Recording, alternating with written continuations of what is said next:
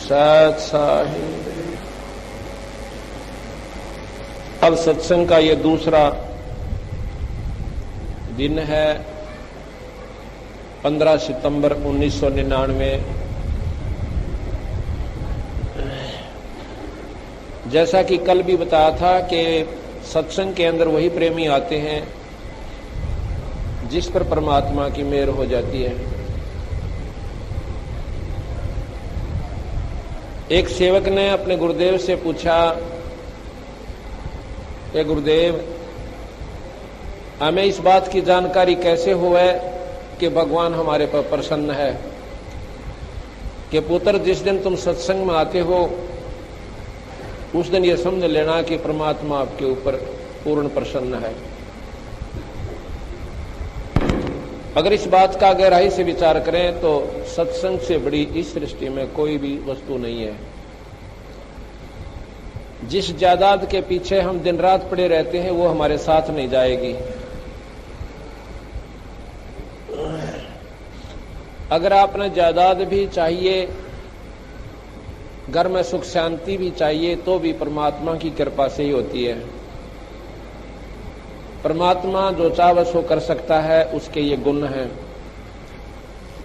हमारा किया नहीं हो सकता, ईश्वर चाहेगा वो होगा। ईश्वर कब चाहेगा? जब आप ईश्वर को चाहोगे।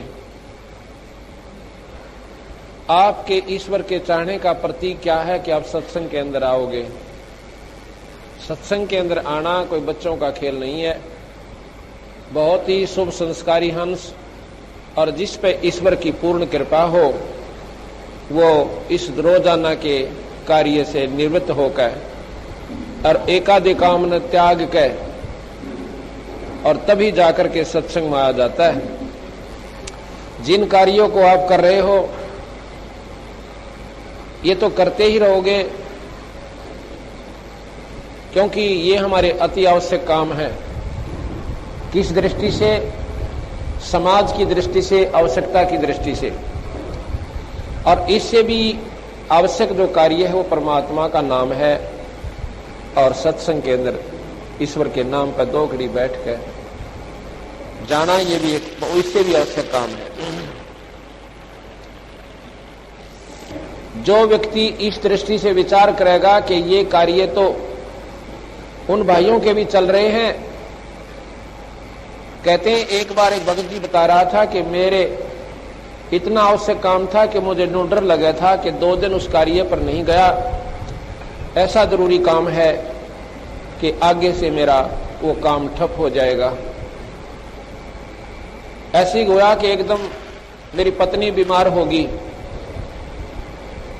मेडिकल में ले जाना पड़ा, हॉस्पिटल में, और वहां से 1 महीने के बाद छुट्टी मिली। वो आवश्यक कार्य भी छोड़ दिया, घर से पैसे भी लगाए और मानसिक परेशानी का ठिकाना नहीं। कितना कष्ट दिमाग में रहा। यदि हम इस दृष्टि से सोचें तो 5 दिन हम कोई बड़ी बात नहीं भगवान के नाम पर निकाल सकते हैं सत्संग सुनने के लिए। लेकिन इसको हम विधि से नहीं सोचते, मजबूरी में थे हम 2 महीने ना जाओ अपने कार्य पर। और भाई सुख में भगवान याद नहीं आता। कबीर साहब कहते हैं कि दुख में सुमन सब करें, सुख में करे ना कोई, अर्जे सुख में सुमन करे, ये दुख काहे को होई। सुख में सुमन ना किया फिर दुख में करते याद, कहे कबीरता दास की अब कौन सुना फरियाद। सुख में याद नहीं किया ईश्वर, और दुख पड़े जब उसको याद करें। तब मेडिकल में जावे है ना, जब सारे देवता याद कर ले हम, उससे पहले कोई नहीं याद आता। तो कहे कि तू पहले याद करे तो तेरे ये दुख भी दूर हो सकते हैं।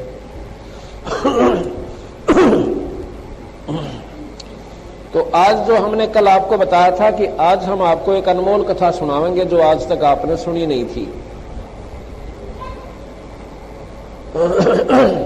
और जिन्होंने सुनी है वो उनको और आनंद आवेगा, क्योंकि भगवान की चर्चा चाहे करोड़ बार सुन ले, पुण्य आत्मा ने उतना ही आनंद आता है। जिस प्रकार स्वस्थ व्यक्ति रोजाना रोटी खाओ दिन में 2-2 बार, और बड़े दिन हो जाएं जब 3-3 बार भी हम भोजन प्राप्त करते हैं, और जितनी बार खाते हैं उतना ही स्वादिष्ट लगता है। ठीक इसी प्रकार जो स्वस्थ आत्माएं हैं, जो पाप रहित आत्माएं हैं, उनको भगवान की चर्चा वही बात और वही कथा से 100 बार सुन ले, आपको उतने ही आप आनंदित होंगे। और जिस दिन जो होगा कि ये तो सुन रखी है हमने कई बार, अब वो बात फिर गड़बड़ हो जाती है। जिस प्रकार बीमार आदमी ने कहा कि आज रोटी को ना खाता, मैंने सुबह खा ली थी, वो क्यों नहीं खा रहा? क्योंकि उसके शरीर में कोई गड़बड़ हो चुकी है, या तो बुखार की शिकायत है या बदहजमी हो ली। इसीलिए जिस व्यक्ति को परमात्मा की चर्चा अच्छी नहीं लगती, उसमें फिर कोई पाप कर्म उसको कष्ट देने वाला है। उसका तरीका भी यही है कि सत्संग में आवे। अब दवाई ने के कोई खा कर प्रसन्न होता है, पर मजबूरी में खानी पड़ा करे, चाहे वो कड़वी लागे और चाहे कोई मीठी दवाई हो। दवाई लेने से, दवाई खाने से ही छुटकारा होगा। इसलिए ये सत्संग में परमात्मा की कथा एक मेडिसिन का काम करती है, दवाई का काम करती है हमारे पाप कर्मों को काटने के लिए।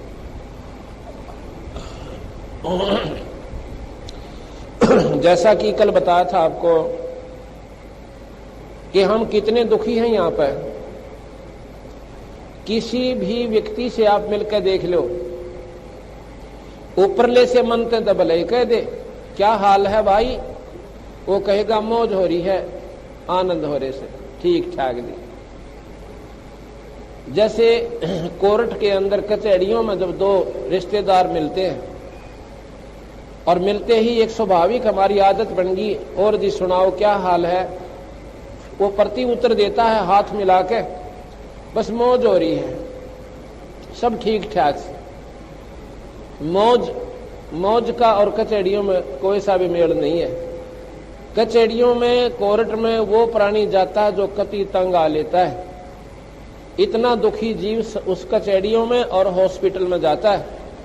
हॉस्पिटल में मिलते हैं तो भी क्या हाल है, अकमौज है, बस एक कहते हैं तो वहां भी कहते हैं क्या हाल है, बस ठीक ठाक दी, मौज है। बस एक पुत्र है वो बीमार हो रहा है, एक का लड़का से, और बच्चे भरोसा है, फिर मौज का एक ही। गरीबदास महाराज कहते हैं ये संसार समझदा ना ही, कहंदा शाम दोपहरे नू, जेठ की धूप जड़े अरनो कहना ठंड सी है। इतने बूंदे कष्ट को, इतने दुखों को हम झेलते हुए और फिर भी ये कहते हैं मौज हो रही से। क्यों कहते हैं? क्योंकि हमने इन दुखों को सहन करने की आदत बन गई और समाधान कुछ होया को नहीं। स्वर्ग में हम गए, इंद्र और इंद्राणी हम बन लिए कई बार। गरीबदास जी महाराज कहते हैं जितने भी ये प्राणी हैं, कीड़ी से लेकर हाथी तक और मनुष्य की तो गिनती क्या, ये सभी प्राणी कई बार इंद्र की पदवी पर भी स्वर्ग के राजा भी रह चुके, पृथ्वी के राजा भी रह चुके। अरबों खरबों असंख्यों युग हमने हो लिए यहां पर भ्रमते और भटकते न। ये जन्म मरण नहीं मिटता, और जन्म मरण मिटे बिना यह बीमारी कटे ना। और जन्म मरण की बीमारी ना ब्रह्मा काट सके, ना विष्णु काट सके, ना शिव काट सके, ना माता काट सके। ये पुराण मेरे पास रखे हैं, इनके इतिहास है 3-4 महाशक्तियों के। ये यहाँ की सुप्रीम पावर है माता ज्योत निरंजन, जो निराकार शक्ति है। माता ब्रह्मा विष्णु महेश, ये आपके जन्म मरण नहीं मिट सकते। बाकी आप जैसे शुभ कर्म, जैसे इन्होंने गीता जी में और पुराणों में, शास्त्रों में जो ज्ञान अपने संतों द्वारा दिया है, इसका अनुसरण करोगे, रामायण महाभारत में जो इन्होंने उदाहरण दिए हैं, अगर ऐसे तुम रहोगे, रहनी करनी करोगे, तो तुम्हें स्वर्ग प्राप्ति हो जाया करेगी। लेकिन स्वर्ग ज्यादा हो जाएगा, नरक कम भोगना पड़ेगा। उस विधि से अगर तुम करोगे, इतना राहत आपको ये जरूर दे सकते हैं। कंस जैसे राक्षस को ये मार सकते, पापियों का ये नाश कर सकते हैं, लेकिन आपका जन्म मरण नहीं मिटा सकते। गीता जी हमारा मुख्य शास्त्र है और गीता जी में साफ कहा है कि भाई अर्जुन, ये जन्म मरण का बखेड़ा मिटे को नहीं। ये मत समझना कि ये राजा लोग जो तेरे सामने खड़े हैं, जिनको देखकर भाई और बंधुओं को तेरे में मोह उत्पन्न हो गया, ये जीव तो अमर है भाई, ये मरे को नहीं। और शरीर बदल लेंगे, 84 में जा सकते हैं, लेकिन दूसरा शरीर प्राप्त कर लेंगे, फिर भी ये कभी न कभी आपको मनुष्य रूप में भी मिल जाएंगे। इसका क्या तुम दुख मानता है? तो इस प्रकार गीता जी में भी यही लिखा है कि इस प्राणी का जन्म मरण नहीं मिटता। असंख्यों जन्म अर्जुन तेरे हो लिए, असंख्यों मेरे हो लिए। वही गरीबदास जी कहते हैं 30 करोड़ रामा अवतारी और सीता संग रहती नारी।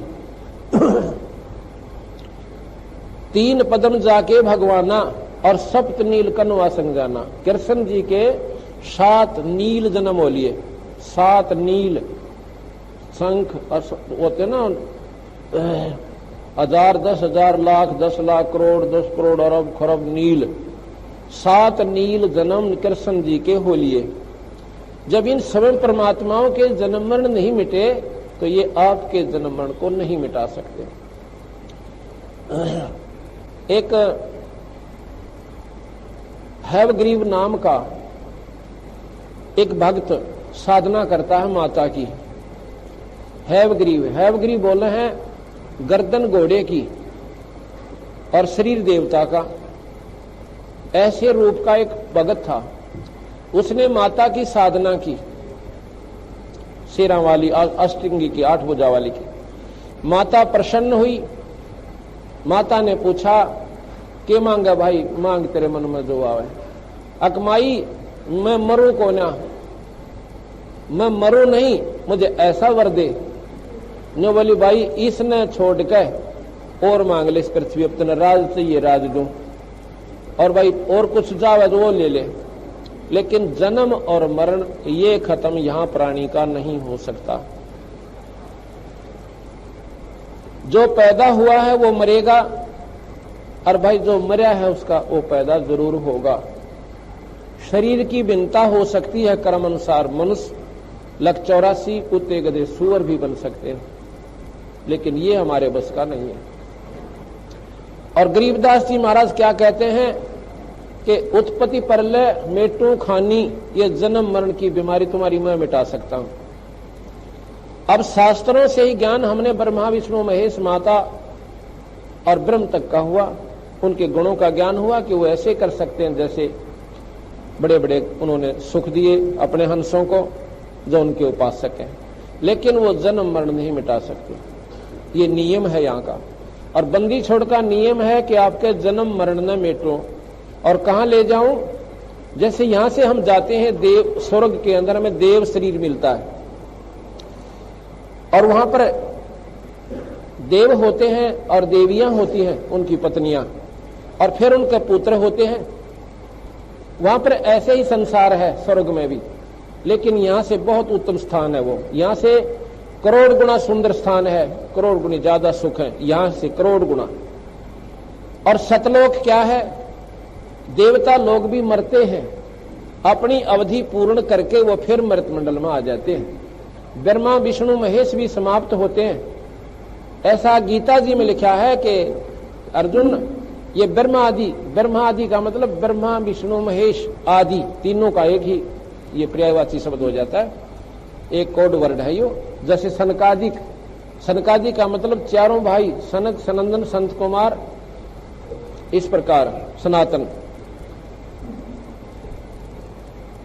ये सब समाप्त होते हैं जब महाप्रलय होती है। ब्रह्मा विष्णु महेश भी नहीं रहेंगे और फिर दोबारा सृष्टि रची जाएगी, तो दोबारा फिर ये जीव अपने अपने कर्म न लेकर और फिर शुरू हो जाएंगे, अरबों खरबों तक फिर चलती रहेगी।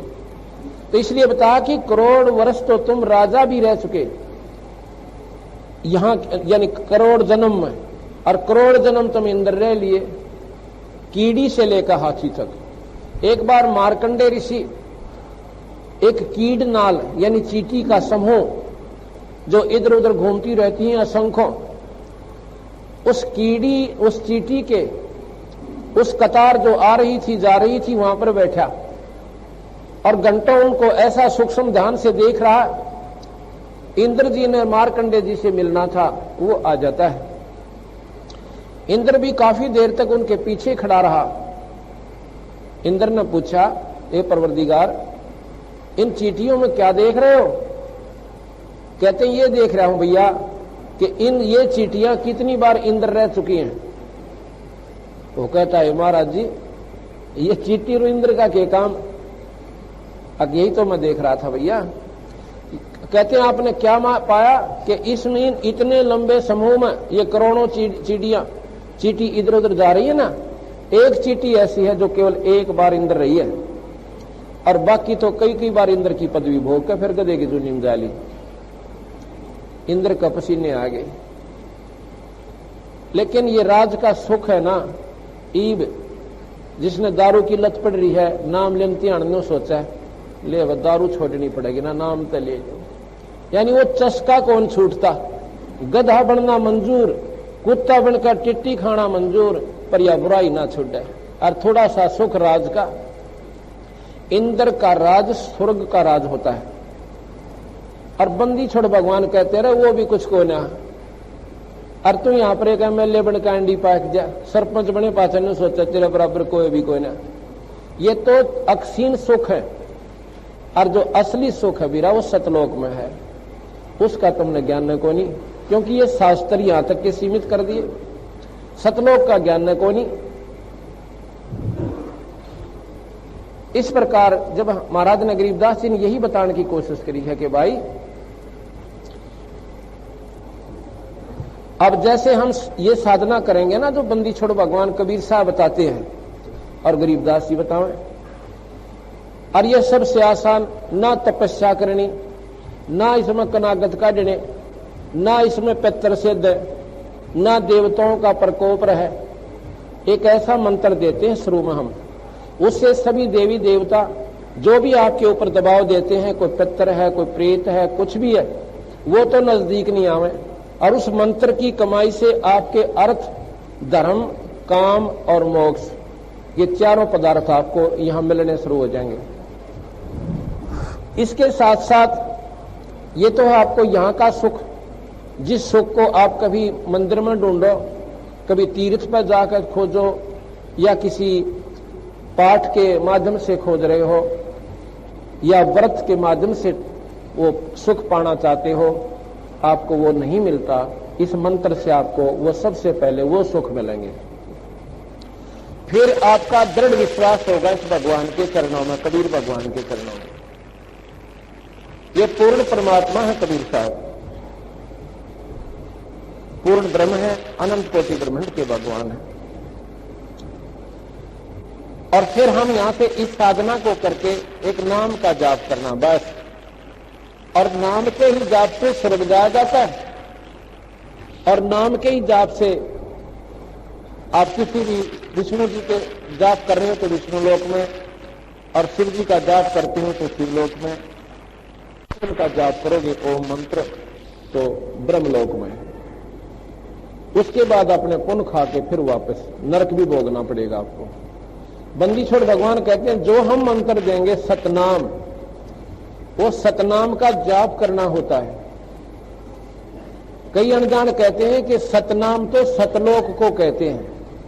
वो तेरा भला, सतनाम अलग चीज है, सतलोक वो स्थान है, और सतनाम के द्वारा स्थान पर जाया जाता है। तो इतने अज्ञान हमारे अंदर घर कर चुका है कि हमने यथार्थ भक्ति का पता ही नहीं रहा। तो इससे हम कहां जाएंगे? सतलोक चले जाएंगे। सतलोक में क्या होगा? हमारा वहां पर ऐसे ही जैसे प्रक्रिया यहां पर है ना, मनुष्य हम पैदा हुए और फिर बेटा बेटी हो गए, रिश्तेदारी जुड़ गई, आपस में मोह ममता हो गए, हम बड़े प्रसन्न हुए बैठे हैं, और एक सेकंड के बाद पता ना के बिजली पड़ जावे और के गलत कहानी यहां परिवार पर हो जावे। और स्वाभाविक भी मान लीजिए हम धीरे धीरे यहां से शरीर त्याग कर जाएंगे समय अनुसार, तो भी एक दिन यहां से चला ही जाना है, चाहे बूढ़े होकर वृद्ध होकर हम शरीर त्यागें। तो भी यहां पर रहना नहीं। और फिर गर्भ का दुख, और फिर तपतशिला के ऊपर जो निरंजन भून के खावा हमें वो दुख। यहां पर किसी का हाथ कट गया, किसी का कैंसर होगी, किसी की जोड़ा में दर्द हो रहा, किसी का बिजनेस ठप हो गया, किसी की खेती मर गई, किसी ने रपिये मार लिए, जनता को ना मुकदमा हो गया, कहीं पर लठबाज गया, लड़ाई होगी, कहीं पर राजाओं की आपस में खींचातानी, वहां दुनिया मर गई, कितने नहर में बस गिर गई। यानी इतने मुंडे कुकर्म के लोक में, इतने गंदे लोक में हम इतने राजी हुए बैठे। और सतलोक में जो प्राणी चला जाएगा उसका दोबारा मरण नहीं होगा। देख कमाल की बात, ये भी तो शास्त्र है, उसको पढ़ कर देखो। उन्हीं शास्त्रों को हमने सत्य मान लिया और इसको हम मानते नहीं। क्यों नहीं मानते? जब तक नहीं मानते, जब तक इसकी जानकारी नहीं होगी। तो हम वहां सतलोक में जाएंगे, वो लोक कभी नष्ट नहीं होता, उसमें गया हुआ प्राणी मरता नहीं दोबारा, और वो ऐसा शरीर मिलता है, ना उसमें कष्ट होता है, ना वहां पर कोई दुख होता है, ना उसमें रोग लगे, और ना ही कोई मरे प्राणी और परिवार नो के नो। जो एक बार यहाँ की कमाई करके और सतलोक जोगी अधिकारी जो प्राणी हो जाता, सतनाम का जाप करके। सतनाम सतनाम ये जाप नहीं है कदे घर न जाकर तुम आपका करने लग जाओ सतनाम सतनाम सतलोक चले जाएंगे, नहीं। वो सतनाम एक सच्चा नाम है। उस सच्चे नाम, वो नाम और है, वो केवल गुरु देता है। जिस गुरु को सतनाम का ज्ञान है, उसने उपलब्धि कर रखी है उस सतनाम का, और उस कनेक्शन जोड़ लिया उस ईश्वर ने, वो फिर अपने कनेक्शन से आपको कनेक्शन देगा, और तब आपकी कमाई शुरू होगी उस नाम के जाप से। इसके बाद आपको फिर सारनाम दिया जाएगा, और सारनाम के बाद जब आप निर्गुण उपासना के अधिकारी हो जाओगे, वो मार्ग बताया जाएगा, तो आप सतलोक चले जाओगे। दूसरा, सतनाम जाप करने वाले सारनाम प्राप्त प्राणी का दोबारा जन्म 184 का नहीं होगा। जिसको सतनाम सारनाम प्राप्त हो गया, वो 84 में नहीं जाएगा, मनुष्य शरीर प्राप्त होगा। चाहे उसके करोड़ जन्म होना जब तक सतलोक नहीं जाएगा, चाहे उसके लाख जन्म हो और चाहे 4 जन्म हो, जब तक वो सार शब्द प्राप्त करने के योग्य नहीं होगा, तब तक उसके जन्म मनुष्य के होंगे, और फिर वो 84 में नहीं जाएगा, फिर सतलोक जाएगा। इतना इस सार सतनाम और सारनाम प्राप्त प्राणी को ये एक अनमोल अवसर, अनमोल लाभ उसको प्राप्त होगा। अब यहां पर आप देख रहे हो, एक बहन मिली मेरे को गांव में, वो 60 के करीब आयु हो रही है उसकी। अब ऐसे ही मैंने बताया कि वही यहां पर तो घने दुखी हो रहे हैं हम, यहां पर जीवन जान कुछ नहीं है इस प्राणी का। अपनी बुद्धि से देखा देखी, जिसके 4 लड़के थे, 1 मर गया, वो नो सब्र कर ले है कि ऐसे फलाने व्यक्ति का 1 का लड़का था, वो मर गया, वो भी तो जन काटे से हम भी काट लेंगे। जिसका 1 ही पुत्र था, पहले पति मर गया, फिर पुत्र की आस बनी, ये भगवान यो ठीक ठाक रहे, और वो भी फिर मर गया। वो बच्चा भी उसके सामने मर जाता है, उस औरत के सामने। अब विचार करो, जिसकी 50-60 साल की आयु होगी, पति मर चुका है, और जिस पुत्र के ऊपर उसने सारा जीवन न्यौछावर कर रखा था, और वो पुत्र भी मर चुका है। अब वो बेचारी अपने जीवन में किस प्रकार काटेगी? अपनी छाती पर हाथ धर कर देखो आप। अगर उस माई की स्थिति में आप हो, तो इस संसार को आप क्या कहोगे? इसको धोखा, पर यो धोखा किया किसने? पहले तो आस लगाई कि तेरे बेटे हो जा, ये पुत्र तुम्हारा है, ये परिवार तुम्हारा है, ये रिश्तेदारी तुम्हारी है।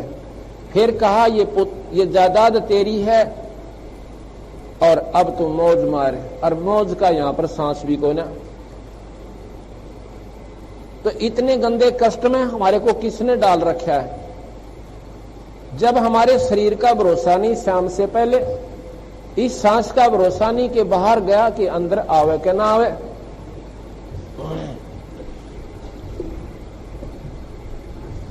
और दूसरा कारण क्या है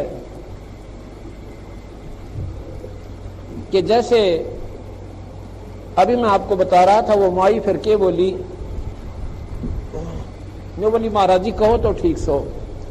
मैं भी कहूं कि ये तो बंदी छोड़ भगवान कबीर साहब ने कहा है, उसका डंडोरा पीटूं।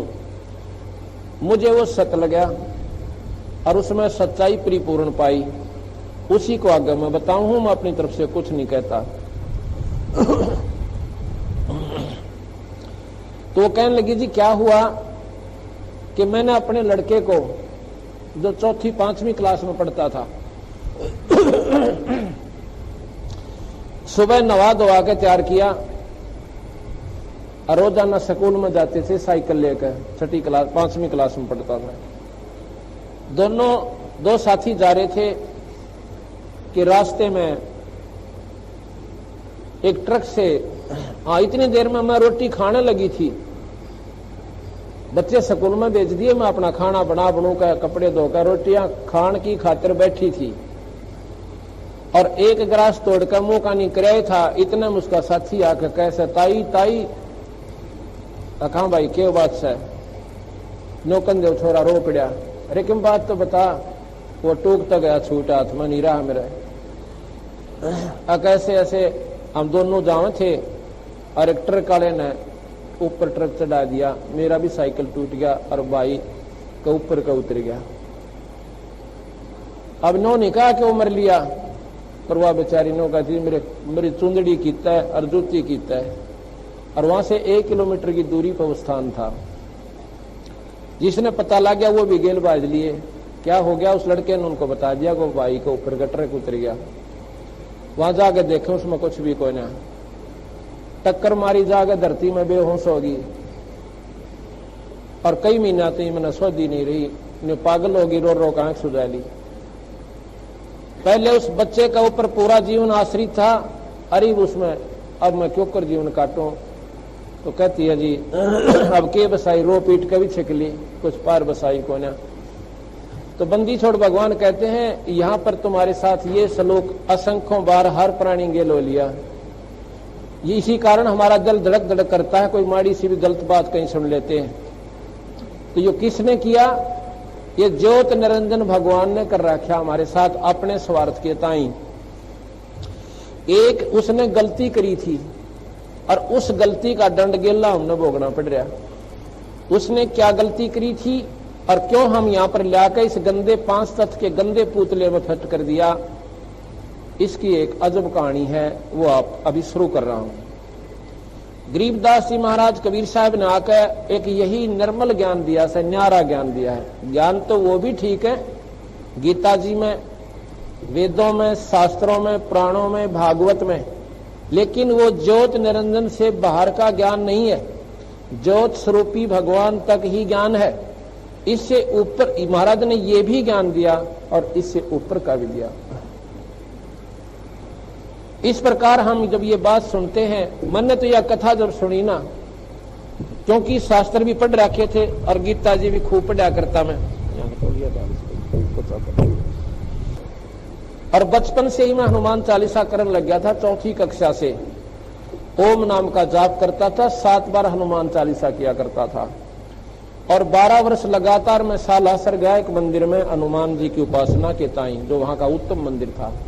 अनुमंगलवार का व्रत मैंने कभी नहीं छोड़ा जब तक ज्ञान नहीं था। और फिर नाम लिया, सतगुरु का ज्ञान हुआ, जब अंधेरा हटा कि ये व्रत और ये हनुमान की पूजा हमें कोई लाभ नहीं देती। अब ये बातें जब शुरू में मैंने सुनी थी तो मेरा भी दिल एकदम ऐसा धड़का कि जो ये व्यक्ति बता रहा है ये मैंने पागल नजर आवा है, ये तो मूर्ख है, इसने कहे का भी ज्ञान नहीं। ये हनुमान जी की उपासना को भी ये नकारा कर रहा है। ये तो वो कहते हैं नास्तिक है। मेरे मन में अपने आप कल्पना उठे, पर मन में ये जिज्ञासुता कि आगे सुने ये क्या बताना चाहत है। फिर उसने बताया कि आप कबीर सागर पढ़ के देखो। अब इन शास्त्रों का ज्ञान मुझे था ही, क्योंकि आस्था भगवान में थी बचपन से ही। जब कबीर सागर पढ़ा ना और फिर गरीबदास जी का ग्रंथ साहिब पढ़ा, फिर तो भाई अपने आप चांदना हो गया। कैसे हो गया? कहते हैं एक दो भाई थे सेठ, और छोटा भाई मर जाता है उस सेठ का, उसका दो बच्चे थे। क्या हुआ, उस सेठ की जब 13वीं होली, महीना हो लिया, तो उसकी मां कहने लगी उन बच्चों की कि भाई तुम अपने ताऊ जी के पास जाओ और मेरे पास ये कुछ लाल रखे हैं 2-4, इनको ले जा बेटा।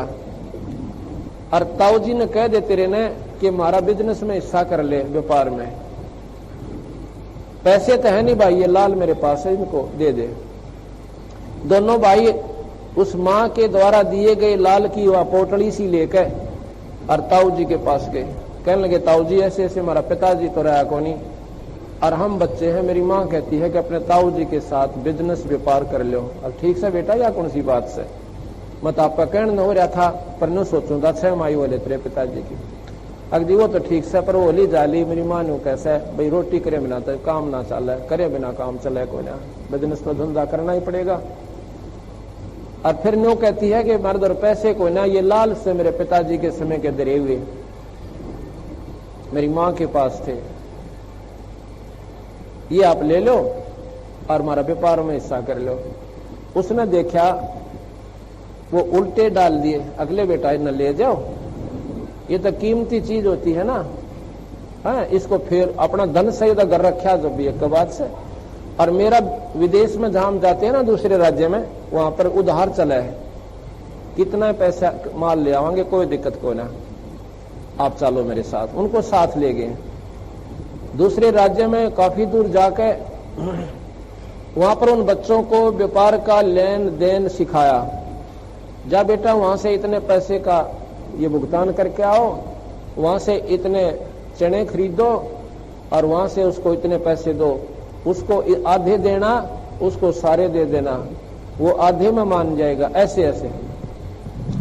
फिर क्या किया कि ये ले, एक लाल ले जा बेटा, उस सेठ से जो हमने लिया है ना 50,000 का सामान, उसको ये लाल दिया, ये हमारा गिरवी रख लेगा और आके अपना छुटवा लेंगे। अच्छा पिताऊ जी। दोनों भाई उस लाल को लेकर सेठ के पास गए जिसके 50,000 की उधार कर रखी थी। कहने लगे लाला जी ये लाल रख लो, मेरे ताऊ जी ने भेजा है, और कहता है कि जब पैसे हो जाएंगे ना लाल छुटवा लेंगे और आपके पैसे दे जाएंगे। कोई बात ना, लाओ भाई। उसने देख के उस लाल को उस सेठ ने ऐसे भगा दिया ठाके कि ठगी भी करने लग गया कि तुम ही पे झूठ भी बोलो, ये लाल नहीं है, ये तो लालड़ी है, ये तो 2000 की भी कोई ना है, और 9 लाख के लाल ने न्यू कह लाल करड़ा छोम आ गया उनके ऊपर, दोनों बच्चों के ऊपर बहुत लाल हो गया। चोर कहीं के ना पैसे हूं कह दो हम देने में कोई ना ठा ले जाए ना, यानी उन बच्चा के इतना भय हो गया क्यों तो भाई या कई तकई के ऊपर इसने, और ताऊ जी ने गलती ना करें। आके बोले ताऊ जी वो सेठ तो घना नाराज हो गया, क्यों भाई? हमारे लाल ने बोला लालड़ी से, उन बेरा था, ताऊ जी को तो ज्ञान ही था, देख कर बोला बेटा सच, ओहो रत तेरे की, ये तो धोखा हो गया बेटा, वो लाल तो दूसरे थैले में रखा था, ये तो लालड़ी है भाई, वो झूठ ना बोलता सेठ, ये ले जा, ये दे क्या उसको सेठ को, और कह देना हमारे ताऊ जी का धोखा लग गया था। वो जाके न बोले सेठ जी मेरे ताऊ जी का धोखा लग गया, दूसरी जगह दे रहे थे और गलती से उन्होंने वो लालड़ी दे दी थी, ये लाल से आखा देखा ना, देख अब तेरे माथे में की फूट रही थी, ये देखो ये हो से लाल। उन बच्चों को ऐसी परख होगी उस लाल और लालड़ी की, अक्सर से ये तो 2000 की कीमत का, ये 9 लाख की कीमत का। तो आगे जी आका बच्चा ने सोची अपनी मां पे वो लाल ले आवा, सब पिताजी पर गणाए कर्जा हो गया ताऊ जी पे, और वापस आए ना, जो घर में गए भागे, माँ कहा भाई आगे बेटा, आगे आ जाओ रोटी खाओ, पाछे खावांगे रोटी, पहले वो लाल दे, ताऊ जी ने दे कहा, उन बेचारे ने उसमें नींद भी ना आती होगी, इतना कर्जा हो गया। अगले बेटा ये दरे नो के नो रखे से थारी ये खाते ले जाओ। जब वो लेके गए ना, लेके कहाँ गए, उन्हें सोची कि वाह ये बात बने जो वहां बनी थी, पहले देखते ले इनको लाल है कि लालड़ी। उन बच्चा ने जब देखा ओहो वो बगा के मारे उन्हें देड़ियां का नहीं। मातों भी कती बावड़ी रही, कती बोली से तन्ने तुझे नहीं मालूम किसी चीज का। बोले अरे क्या बात होगी, ये लाल कोनी कितना लालड़ी है, 4,500 के भी कोना है, और किसने बका दी बावड़ी तो बोली भाई मन तो बेरा ना, ये दरे थे तेरे पिताजी के समय के, मन सोचा लाल होंगे और तक में चीज ना दिखती। वो बच्चे आगे उनको लेकर नहीं गए उन लालों को, जाकर न बोले ताऊ जी मेरी माँ है ना वह कती बोड़ी से, उन्हें नहीं बेड़ा जमाने का। बोला रखी बात होगी, उसने मालूम था ताऊ जी ने कि भी आप परख लेंगे, मुझे कहने की आवश्यकता ना पड़ेगी। तो नो बोले महाराज जी वो ताऊ जी वो लाल को नहीं थे, वो तो लालड़ी थी। वो ताऊ जी बोला बेटा ये थी तो उस दिन भी लालड़ी, जब मैं अपने मुंह तो कह दो ना तेरी माँ का भी मुंह चढ़ाओ, और तुम भी न सोचो हमारा बाप मर गया हमारे लाल भी लालड़ी बतावे। तो इसलिए जो बात हम शुरू में जिनको लाल मान बैठे हैं, जिनको पूर्ण शक्ति मान बैठे जिन परमात्माओं को, आज मैं आपको उनकी परख कराऊंगा। जिसको या पूर्ण परख हो जाएगी अपने आप पता चल जाएगा लाल क्या है, लालड़ी क्या है, परमात्मा कौन है और किससे कितना लाभ होगा। थोड़ा सा भूमिका आपको पहले बताता हूं कि जैसे हमने रोज सुनते हैं 3 लोक के परमात्मा, त्रिलोकी के नाथ, चतुर्भुजी भगवान ब्रह्मा विष्णु शिव, ये बात आपने याद रखनी पड़ेगी इस पूरे समागम को पूर्ण रूप से लाभ लेने के लिए। 3 लोक त्रिलोकी के नाथ ब्रह्मा विष्णु महेश चतुर्भुजी, 4 बुझाएंगे। आदि माया शेरा वाली आदि भवानी, इसकी 8 भुजा। ज्योत निरंजन की 1000 भुजा। ये शक्ति का प्रतीक समझो। जैसे 4 हॉर्स पावर की मोटर, एक 8 हॉर्स पावर की, एक 1000 हॉर्स पावर की, तो इनमें कितना अंतर हो गया। 1000 की तो फैक्ट्री ने भी घुमा दे और 8 की और ज्यादा काम करे और उससे कम करे, और 4 हॉर्स पावर की भी काम करे पर 8 जितना नहीं कर सकती। 8 की भी काम करे पर 1000 जितना नहीं कर सकती। नकारा नहीं है।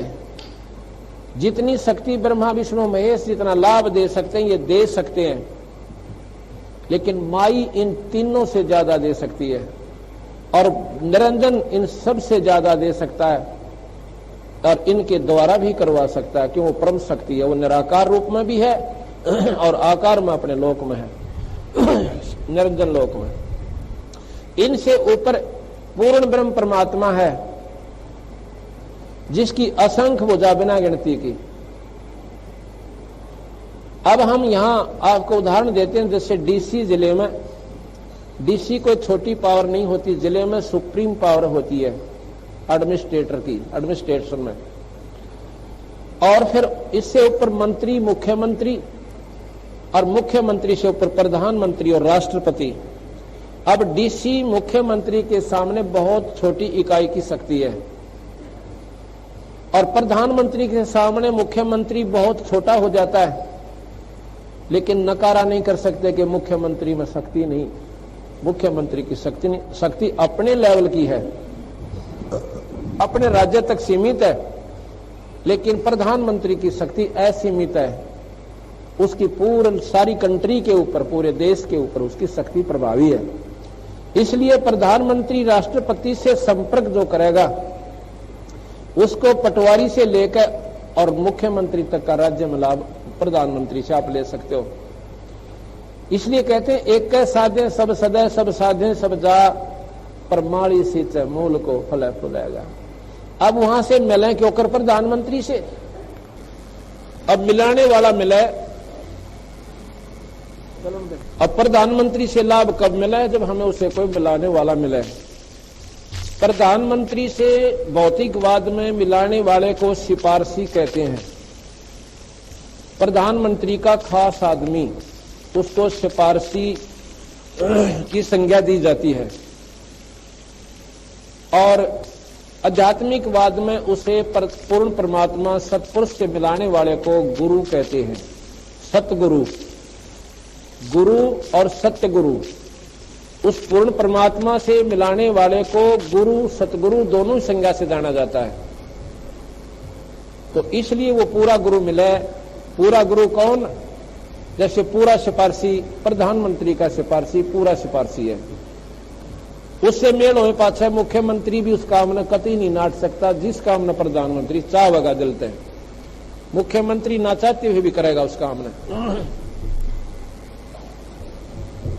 तो अब हम आपको वो परम शक्ति का जानकारी देंगे कि किस लिए तो हमने इस गंदे लोक में आना पड़ा और क्यों ये दुख ठाने पड़े और किसने हमारे साथ ये धोखा कर रखा है। आज हम राजी प्रसन्न कर रखे हैं कि ये तुम्हारे माता पिता, ये तुम्हारे पुत्र, ये तुम्हारी पुत्री, ये जमाई, ये मामा, ये साला, और एक सेकंड के बाद मेरा शरीर छूट जावा, मैं गधा बन जाऊं और ये मेरा कुछ भी को नहीं। इन बातों को जब विचार करोगे तो यह बात बंदी छोड़ वाली आपको पूर्ण समझ में आवेगी। जब भक्ति करनी है तो यह करके देखो। जो सुख आपने चाहिए वो इनसे लेकर देखो। अगर साल भर आप इस उद्देश्य से कर ले देखेंगे बंदी छोड़ भगवान हमें कितना सुख दे से क्या साथ देते हैं, इस उद्देश्य से एक बार करके देखो। आप जहां तीर्थ और व्रत कर छक लिए और गीता जी के पाठ कर आप तंग पा लिए और दुख नो के नो खड़े सिर पे। अब इस जाप को और इस पाठ को आप फेर करके देखो नए सिरे तक, और एक वर्ष में आप फिर अपनी घर में सुख देखना। और यहां पर हम आपको गिनवा देना उन जितने सुख इस भगवान कबीर साहब की शरण में पास प्राणियों को हुए हैं। जो नए व्यक्ति आ उनका तो कतई यकीन नहीं हुआ है, वह तो नो कहें 100 की 100 झूठ बोल रहे हैं ये। और यहां पर वो व्यक्ति भी आए हुए हैं जिनका सुख हो रहे उन तो मिलकर देखियो, वह कोई हमारे रिश्तेदार ना हमारी ओट बोलेंगे। और जिसका सुख होगा वह ठोक कर कहेंगे कि पहले मैं माता भी धोख्या करती, कनाकत भी काटा करती और सारे बार लेर भीतर लिया के दरे ढके करया करती और दुख न्यो के न्यो थे। और इस बंदी छोड़ की शरण में वो हालत वो सुख हो गया केवल एक परमात्मा के नाम तक। इसलिए कहते हैं एक का साध्य सब सदा भाई, सब साध्य सब जा, और माली सोचे मूल को तो फल फुलेगा।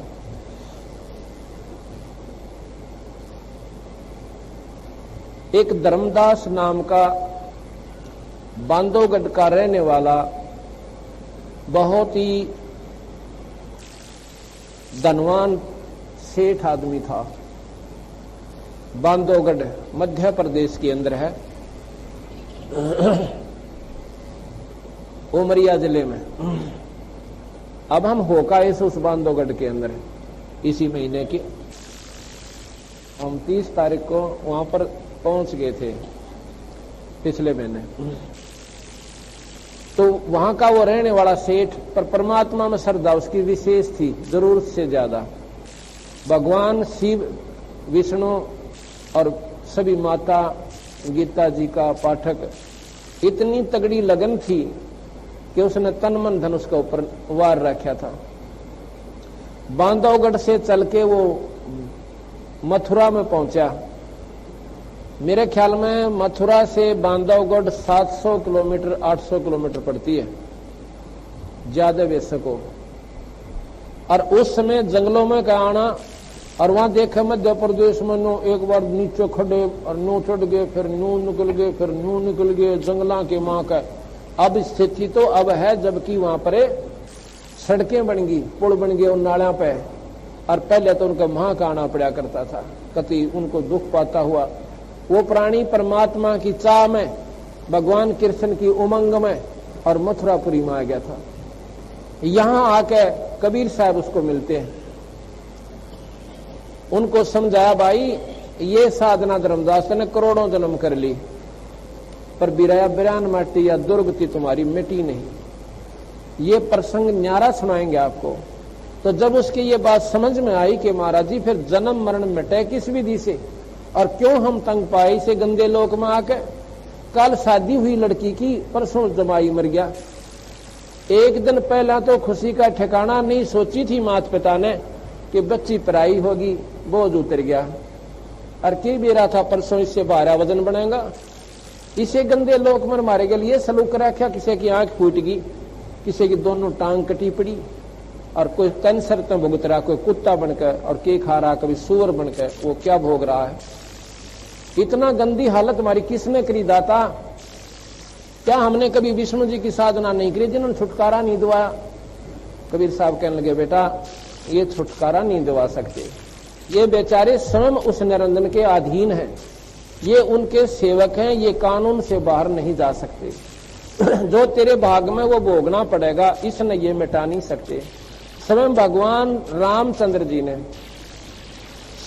नारद जी द्वारा श्राप दिया गया था विष्णु जी को कि जिस प्रकार आज तूने मेरे साथ धोखा करके और बंदर का मुंह ला दिया, एक औरत जिससे मैं शादी करना चाहता था और उससे तूने स्वयं शादी कर ली, अब तू भी एक दिन इस औरत की खातिर दर दर भटकेगा, तेरे साथ नहीं रहेगी, इसका आनंद नहीं ले सकता। जैसे भाई पति पत्नी का भाई उम्र तय साथ होता है, ऐसा तेरे को नहीं रहेगा।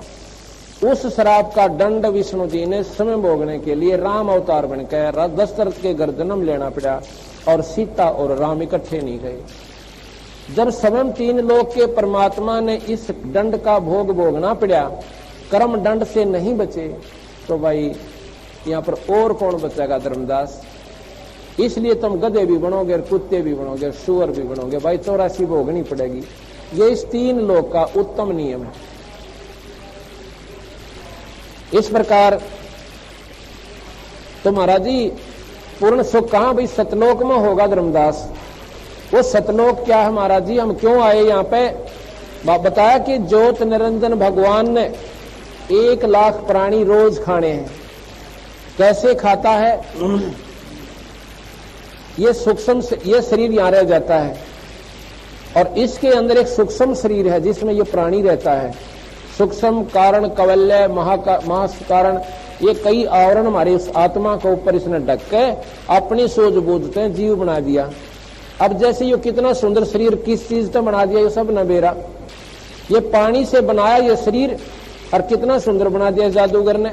इसी प्रकार उस ज्योत निरंजन में ये प्रबल जादूगरी है कि इस आत्मा की शक्ति को दबा के इसके ऊपर इतने खतरनाक आवरण 4-5 चढ़ा दिए और यो थोथा कति खोखा ये ऊपर दिखा दिया। अब हम इसको अपना भाई और बहन समझे हैं।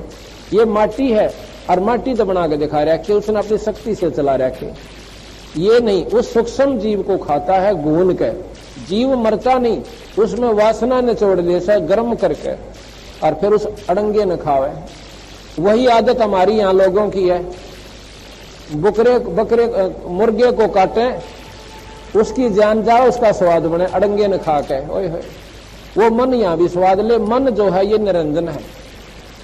अब हम आपको बताते हैं गरीबदास जी महाराज की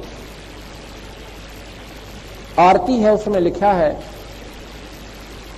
उसमें बताया है कबीर साहब ने कि भाई पहले कुछ भी नहीं था, ना ब्रह्मा, ना विष्णु, ना शिव, ना निरंजन, और ना ही माता, और ना ये पृथ्वी, 9 लाख तारे, और ना ये लोक को कुछ नहीं था। यहां पर सब अंधेरा ही अंधेरा था और हम सब जीव सतलोक में रहते थे। वहां पर इस निरंजन ने हमारे को धोखा दिया, हमारे को वहां पर बलोया इसने कि मेरे साथ चलो, वहां पर तुम्हें ऐसे दूंगा, ठाठ करोगे, स्वर्ग बनाऊंगा, आकार मरा करेंगे, खूब मौज मारा करियो, कोई दिक्कत नहीं। अब कैसे? और फिर मारी गिला केस लोग किया इसने। अरे कोई गधा बनाया, कोई गधी बनाई, कोई कुत्ता बनाया, कोई कुतिया बनाई, किसी का बालक मार दिया, किसी का भाई खत्म कर दिया। तो कहते हैं धर्मदास, अदली आरती अदल पठाऊं, युगन युगन का लेखा ल्याऊं, जादिन नाथे पिंड नहीं प्राणा, नहीं पानी पवन जमी असमाना।